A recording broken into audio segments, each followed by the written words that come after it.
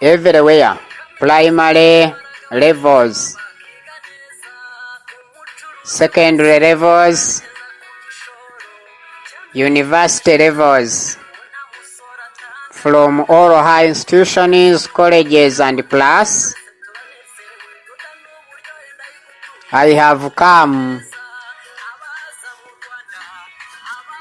to meet the old and younger ones.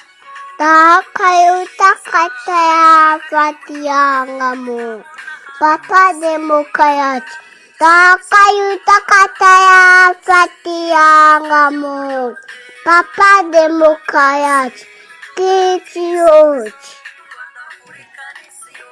Of course.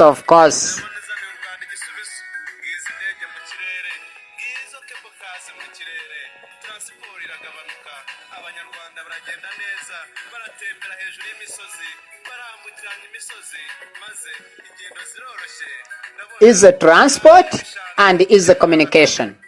Land transport, water transport,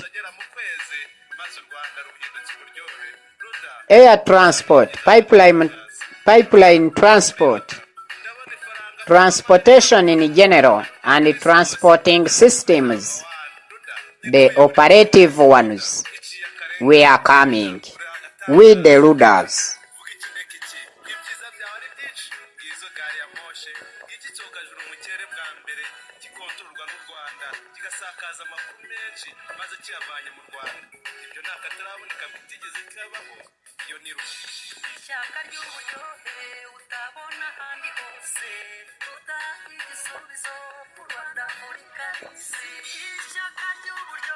Takayutakataya Fatiyangamu Papa Demokayat Teach.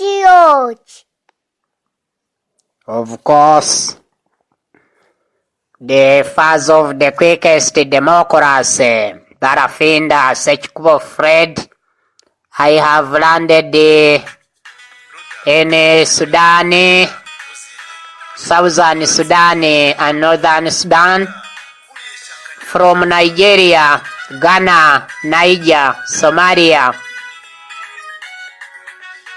from Longo, where I have hired,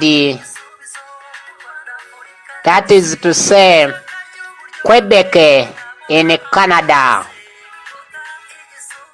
I have been there, but be ready anytime, any moment. My returning is very possible and very pragmatical. Luda, President.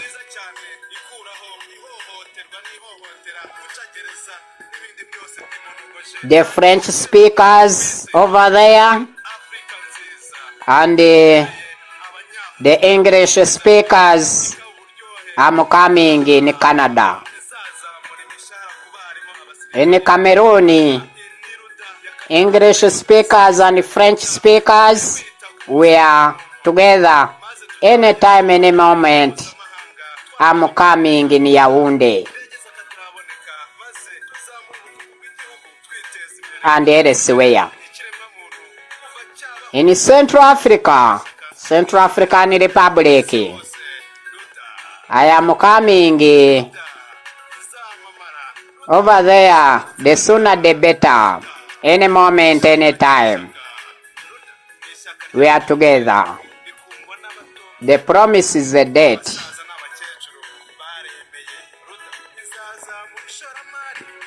I shall come.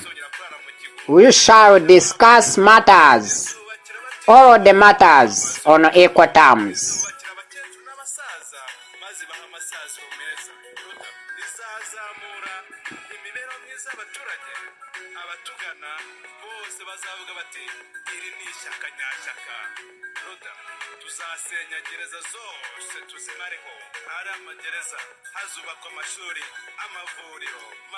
All prisoners to be replaced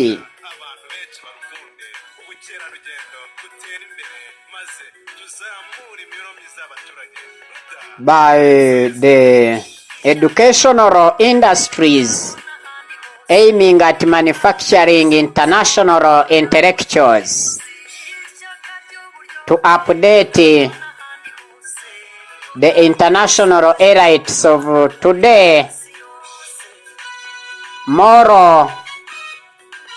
Tomorrow but one, tomorrow but two, tomorrow but three, tomorrow but four, and tomorrow but many. This is the professor of all world professors, Barafinda Sekikubo Fred.